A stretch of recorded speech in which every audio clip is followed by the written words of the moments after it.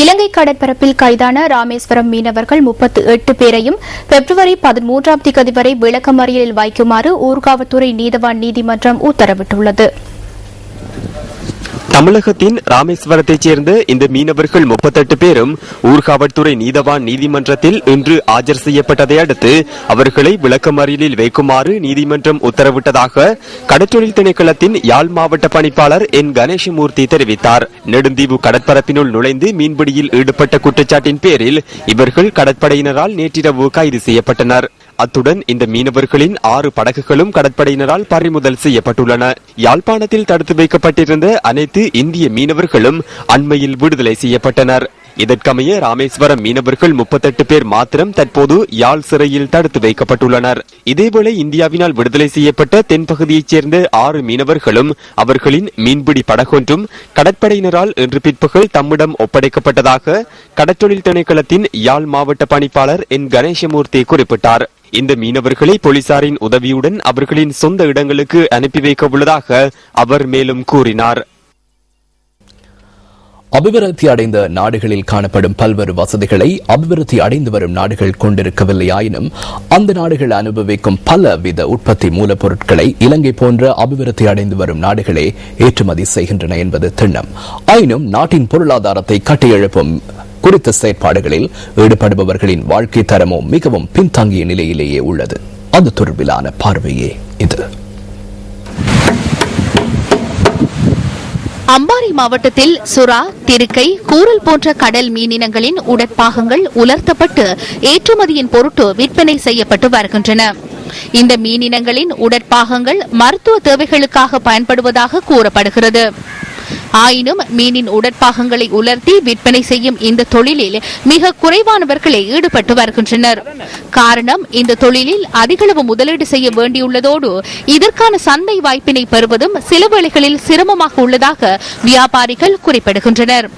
கோரல் மீனின் சுவாசப்பை 1 கிலோகிராம் 50,000 ரூபாவுக்கும், சுறா மீனின் சிறகு, வால் உள்ளிட்ட பகுதிகளை 1 கிலோகிராம் 5,000 ரூபாய்க்கும், திருக்கை மீனின் சுவாச பகுதியில் உள்ள பூக்களை 1 கிலோகிராம் 4,000 ரூபாவிற்கும் தாம் கொள்வனவு செய்வதாக சாய்ந்தமருது பிரதேசத்தில் நாம் சந்தித்த வியாபாரி ஒருவர் தெரிவித்தார். இந்த தொழிலில் தாம் லாபமீட்டி வந்துள்ள போதிலும் கடந்த சில காலமாக இந்த வியாபாரத்தில் கொள்வனவாளர்கள் கிடைப்பதில் தாம் பாரிய பிரச்சினைகளை எதிர்நோக்குவதாக வியாபாரிகள் கூறுகின்றனர். இதனால் இவற்றுக்கான உரிய விலையை பெற்றுக் கொள்வதும் சிரமமாக உள்ளதாக அவர்கள் கூறுகின்றனர். எனவே அரசாங்கமோ அல்லது வேறு தரப்பினரோ இந்த தொழிலில் சிறந்த கொள்வனவாளராக செயற்படும் போது இந்த வியாபாரம் களை கட்டும் என்பது இங்குள்ளவர்களின் எதிர்பார்ப்பாகும். தமிழ் மொழிக்கும் தமிழர் பாரம்பரிய கலைகளுக்கும் புத்துயிர் அளிக்கும் வகையில் சக்தி FM ஏற்பாடு செய்துள்ள சக்தி சங்கமத்தின் 7ஆம் நாள் இன்றாகும். இன்றைய 7ஆம் நாள் பாரம்பரிய கலை நிகழ்வுகள் ஊர்காவல்துறையில் இடம்பெற்றன. இளம் சமூகத்தினர் மத்தியில் தமிழர்களின் பாரம்பரிய கலைகள் தொடர்பில் அறிவூட்ட வேண்டும் என்ற எண்ணத்துடனும் அந்த பாரம்பரிய கலைகளை பாதுகாக்க வேண்டும் என்று வலியுறுத்தியும் சக்தி சங்கமம் இலங்கையின் வடபகுதியில் முன்னெடுக்கப்படுகிறது. கடந்த 24ஆம் தேதி யாழ் வீரசிங்க மண்டபத்தில் ஆரம்பமான சக்தி சங்கமம் வடமாகாணத்தில் அமைந்துள்ள 10 நகரங்களில் இடம்பெறுகிறது. சக்தி சங்கமத்தின் 6ஆம் நாள் நிகழ்வு சங்கானை பகுதியில் நேற்று மிகச் சிறப்பாக இடம்பெற்றது. இந்த நிகழ்வில் பெருந்திரளானவர்கள் கலந்து கொண்டிருந்தனர். பொய்க்கால் குதிரையாட்டம், கரகாட்டம், காவடியாட்டம், மயிலாட்டம் உள்ளிட்ட பல பாரம்பரிய கலை வடிவங்கள் இடம்பெறும் சக்தி சங்கமத்தின் இன்றைய நிகழ்வு ஊர்காவல்துறையில் இடம்பெற்றது. சக்தி சங்கமத்தின் 8ஆம் நாள் கலை நிகழ்வுகள் நாளை சாவுகச்சேரியில் இடம்பெறவுள்ளது. சக்தி சங்கமத்திற்கு ஊடக பங்காளர்களாக நியூஸ் ஃபர்ஸ்ட் மற்றும் சக்தி டிவி ஆகியன கைகோர்த்துள்ளமை குறிப்பிடத்தக்கது. பொருளாதார அபிவிருத்தி தொடர்பிலான மதிப்பீடு குறித்து எழுந்துள்ள சர்ச்சைகள் தொடர்பில் மக்கள் விடுதலை முன்னணி இன்று மீண்டும் ஊடகவியலாளர் சந்திப்பு ஒன்றை ஏற்பாடு செய்து கருத்து தெரிவித்தது. தன்னால் எழுப்பப்பட்ட அடிப்படை விடயங்களை மையப்படுத்திய கேள்விகளுக்கு அரசாங்கம் இதுவரை உரிய பதிலை வழங்கவில்லை என மக்கள் விடுதலை முன்னணியின் அரசியல் குழு உறுப்பினர் அனுருகுமார திசாநாயக்க தெரிவிக்கின்றார். தொகை மதிப்பு மற்றும் புள்ளி விபரவியல் திணைக்களத்தின் பணிப்பாளரினால் வெளியிடப்பட்ட 2013ஆம் ஆண்டின் முதல் காலாண்டுக்கான தேசிய கணக்கு திட்ட மதிப்பீட்டு அறிக்கையில் மாற்றம் மேற்கொள்ளப்பட்டுள்ளதாகவும் அவர் குற்றம் சாட்டினார். මේක තමයි අධ්‍යක්ෂකවරයා විසින් அனைத்து அதிகாரிகளின் இணக்கப்பாட்டுக்கு அமைய பணிப்பாளரால் தயாரிக்கப்பட்ட அறிக்கையே இது. திணைக்களத்தின் பிரதி பணிப்பாளரால் பொருளாதார வளர்ச்சி வேகம் 5.56 மாற்றம் செய்யப்பட்டு தேசிய கணக்கு திட்டம் கணிப்பீட்டு அறிக்கை என அனுப்பி வைக்கப்படுகின்றது. இந்த அறிக்கையின் தரவுகளில் மாற்றம் மேற்கொள்ளப்பட்டுள்ளதாக பணிப்பாளரால் சுட்டிக்காட்டப்பட்டுள்ளது. இதனை தெளிவுபடுத்த வேண்டும். இது கற்பனை விடயமல்ல. தேசிய கணக்கு பிரிவின் பணிப்பாளர் இதற்கான முழு பொறுப்பை ஏற்க வேண்டும். தரவுகளை திரிவுபடுத்தியுள்ளதாக அவர் சுட்டிக்காட்டியுள்ளார். இவ்வாறு தரவுகளை திரிவுபடுத்தி முதலீட்டாளர்களை ஏமாற்றி பொருளாதார அபிவிருத்தி வேகம் கூடிய நாடாக காண்பிக்க முற்படுகின்றனர். அரசாங்கத்தின் மொத்த பொருளாதாரமும் கடனை மையப்படுத்தியே காணப்படுகின்றது. ஆகவே கடனை பெற்றுக் கொள்வதற்காக போலியான அபிவிருத்தி வேகத்தை காண்பிக்க வேண்டும். அவ்வாறு இருந்தால் மாத்திரமே கடனை பெற்றுக் கொள்ள முடியும். அரசாங்கத்தின் இந்த ஏமாற்று போக்கை உடனடியாக நிறுத்த வேண்டும். இதற்கு பதிலாக உண்மையான நிலைமையை வெளிப்படுத்த வேண்டும். இதுதான் அரசாங்கம் ஒன்றின் பொறுப்புடைமையாகும்.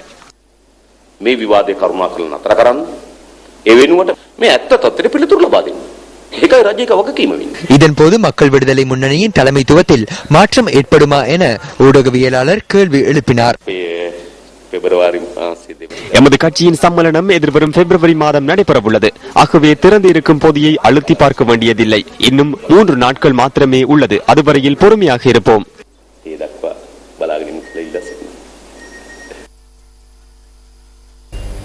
வெகுவளி பகுதியில் இடம்பெற்ற நிகழ்வு ஒன்றில் SM மரிக்கர் கலந்து கொண்டு கருத்து தெரிவித்தார். வெகுவலை சாந்தானந்த வித்யாலயத்தில் இடம்பெற்ற விளையாட்டு விழா SM மரிக்கார் தலைமையில் இன்று பிற்பகல் நடைபெற்றது. எமது நாட்டில் மனித வளங்களே பெருமதியானவையாக காணப்படுகின்றன. குறிப்பாக போட்டித்தன்மை மிக்க உலகத்துடன் இணைந்து பயணிப்பதற்கு இலங்கையின் எதிர்கால இளையோர் சமூகத்திற்கு பாடசாலை கல்வியை போன்றே விளையாட்டும் தேவைப்படுகிறது. உலகத்துடன் போட்டியிடுவதற்கு விளையாட்டினூடாக பெற்றுக் கொள்ளப்படுகின்ற பயிற்சிகள் மிகவும் முக்கியமானதாக கருதப்படுகிறது. திகவலை சாந்தானந்த வித்தியாலயத்தின் விளையாட்டுப் போட்டிகளிலும் நாம் அதனையே அவதானித்தோம். தேசிய இளையோர் சபை சங்கம் மற்றும் ஸ்ரீலங்கா யூத் ஆகியவற்றின் நிகழ்வு ஒன்று சட்டத்தரணி சுசார தினால் தலைமையில் புல்கேன பகுதியில் நடைபெற்றது. இந்த நிகழ்வை கம்பஹா மாவட்ட இளையோர் சமூக சங்கம் மற்றும் மீதிரிகல ரந்தேவி இளையோர் சங்கம் ஆகியன ஏற்பாடு செய்திருந்தன.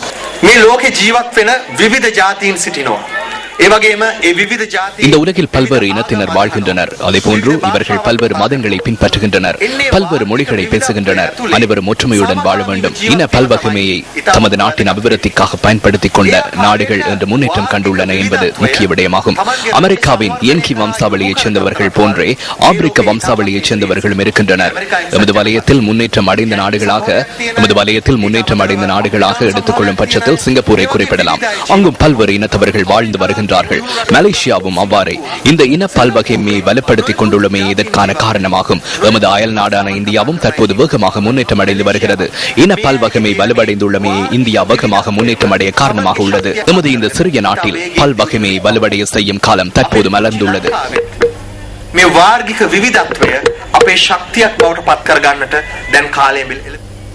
எதிர்வரும் மாகாண சபை தேர்தலுக்கான ஜனநாயக கட்சியின் கொலனவ பிரதேசத்திற்கான பிரதான கூட்டம் இன்று கட்சியின் தலைவர் சரத் பொன்சேகா தலைமையில் இடம்பெற்றது.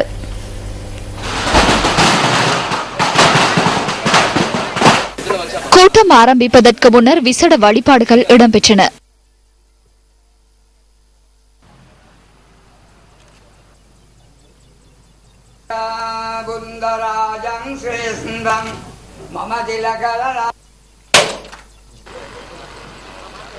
இதன் பின்னர் மீதோட்டமுள்ள பஸ் தரிப்பிடத்துக்கு முன்னால் கூட்டம் ஆரம்பமானது.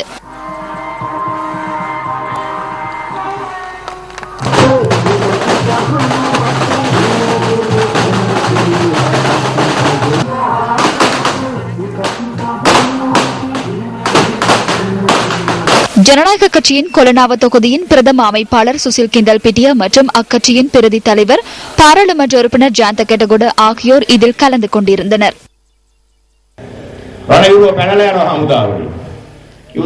இராணுவத்தில் இருந்து வீரர்கள் தப்பியோடுகின்றனர். யுத்த கால பகுதியில் கூட தப்பியோடாத இராணுவ வீரர்கள் இன்று 50,000 மற்றும் 60,000 என தப்பியோடுகின்றனர். இந்த நாட்டில் எதுவும் முறையாக நடைபெறுவதில்லை. உங்கள் குழந்தைகளின் எதிர்காலம் சீரழிக்கப்பட்டு 5 பரம்பரைகளுக்கு கடனாளியாக்கப்பட்டுள்ளனர். நீங்கள் கையில் சுமந்து கொண்டிருக்கும் குழந்தை கூட சர்வதேசத்திற்கு 3,80,000 ரூபாய் கடனாளியாகும்.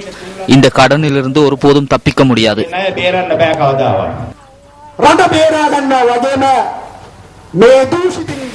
இந்த நாட்டை பாதுகாப்பதோடு இந்த மோசடிக்காரர்களிடமிருந்து கொலனாவையை பாதுகாக்க வேண்டியுள்ளது.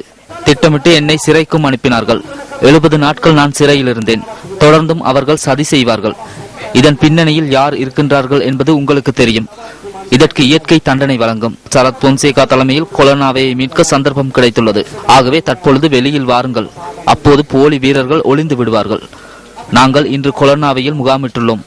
எமது முதலாவது வெற்றி வேட்டு வடமேல் மற்றும் மத்திய மாகாணத்தில் தீர்க்கப்பட்டது. இரண்டாவது வெற்றி வேட்டை மேல் மாகாணத்தில் தீர்ப்போம்.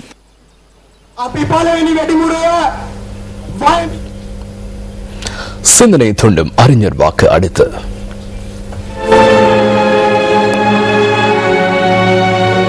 சுதந்திரத்தை நாடும் மனிதன் மற்றவர்களை அடிமைப்படுத்துவது பற்றி எண்ணக்கூடாது. மகாத்மா காந்தி.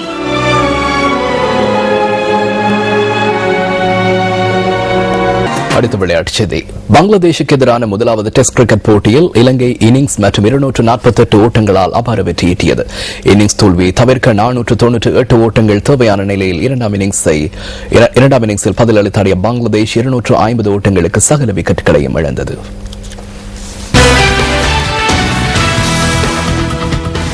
மீர்பூர் ஷியா பாங்லா மைதானத்தில் நடைபெற்ற இந்த போட்டியில் முதல் இன்னிங்ஸில் பங்களாதேஷ் பெற்ற 232 ஓட்டங்களுக்கு பதிலளித்தாடிய இலங்கை 6 விக்கெட் இழப்புக்கு 730 ஓட்டங்களை பெற்று ஆட்டத்தை நிறுத்திக் கொண்டது.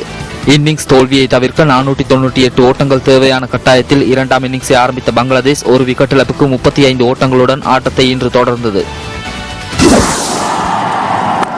அதிகபட்சமாக மொமின் உல் ஹக் 50 ஓட்டங்களை பெற்றார்.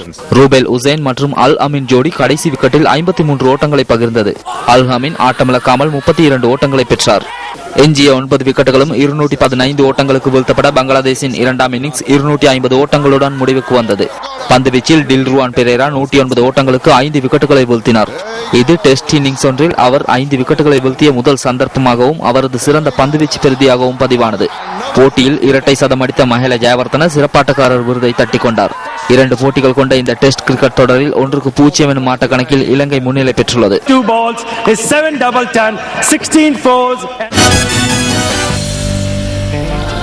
இதுடன் நியூஸ் ஃபர்ஸ்டின் 8 மணி பிரதான செய்தி நிறைவு பெறுகின்றது. இரவு 10:45 இடம்பெறும் நமது அடுத்த பிரதான செய்திகளோடு மீண்டும் சந்திப்போம். வணக்கம். Hotline 0114-896-896 www.newsfirst.lk. Feedback at newsfirst.lk.